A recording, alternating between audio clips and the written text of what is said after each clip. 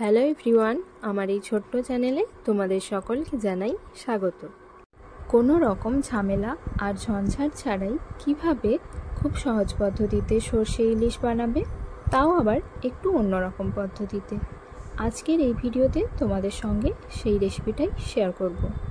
তার জন্য পুরো ভিডিওটা তোমরা দেখতে থাকো। তো সর্ষে ইলিশ বানানোর জন্য প্রথমে যেটা লাগবে সেটা হলো ইলিশ মাছ। আর বাজার থেকে ইলিশ মাছটা কেটেই আনা হয়েছে। তারপর এই মাছটাকে আমি ভালো করে জল দিয়ে ধুয়ে নিয়েছি। আচ্ছা, তোমরা আমাকে বলো তো, ইলিশ নাকি চিংড়ি কোনটা তোমাদের বেশি পছন্দের? আমার তো দুটোই ভীষণ পছন্দের। এরপর এই মাছের উপরে দিয়ে দিচ্ছি পরিমাণ মতো লবণ আর হলুদের গুঁড়ো। তারপর প্রত্যেকটা মাছের পিসে হলুদ আর লবণটা ভালোভাবে মাখিয়ে নিচ্ছি।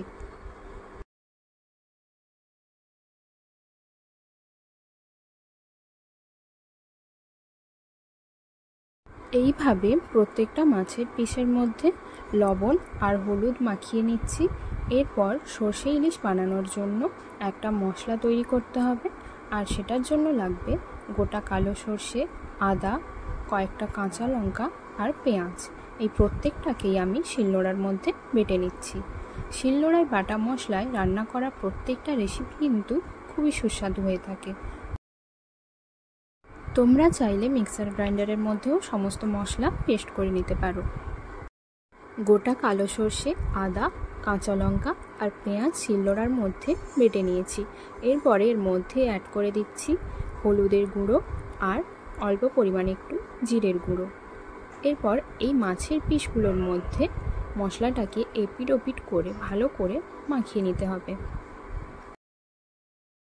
মাছের মধ্যে যেহেতু আগে থেকেই লবণ আর হলুদের গুঁড়ো মাখিয়ে রেখেছিলাম, তাই এখন আর লবণটা অ্যাড করছি না, সেটা পরে অ্যাড করব। এরপর গ্যাস ওভেনটাকে জেলে নিয়ে মিডিয়াম ফ্লেম করে রাখবো। তারপর একটা কড়া বসিয়ে দেবো।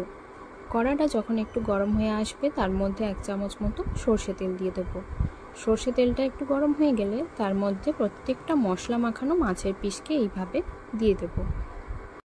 প্রত্যেকটা মাছের পিস দেওয়ার সাথে সাথেই কিন্তু গ্যাস ওভেনটাকে লো ফ্লেম করে দেব, কারণ পুরো রান্নাটাই হবে লো ফ্লেমে ঢাকনা দিয়ে। এইভাবে প্রত্যেকটা মাছের পিসের মধ্যে মশলা মাখিয়ে নেওয়ার পরে তেলের মধ্যে দিয়ে দিয়েছি। তারপরে এর উপরে দিয়ে দেবো কুচনো টমেটো, 2 বাটি মতো জল আর কয়েকটা কাঁচা লঙ্কা দিয়ে 5 মিনিট মতো ঢাকনা দিয়ে দেবো সেদ্ধ হওয়ার জন্য।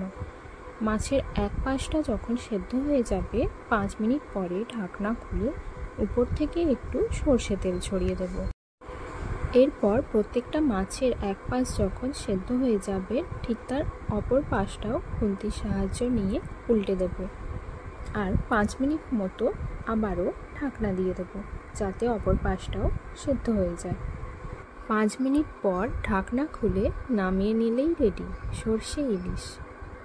তো আজকের এই ভিডিওতে আমি তোমাদের সঙ্গে শেয়ার করলাম সহজ পদ্ধতিতে বানানো সর্ষে ইলিশের রেসিপি। চলো তোমাদের এবার দেখিয়ে দিচ্ছি যে ইলিশ মাছটা কতটা সুন্দরভাবে সেদ্ধ হয়ে গেছে।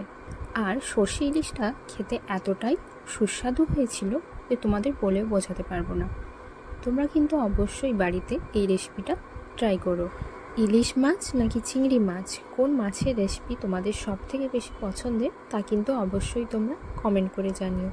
আর আজকের এই রেসিপিটা যদি তোমাদের ভালো লেগে থাকে অবশ্যই ভিডিওটাকে লাইক, কমেন্ট আর শেয়ার করে দিয়ে আমার এই চ্যানেলটাকে সাবস্ক্রাইব করে দিও আর আমার পাশে থেকো।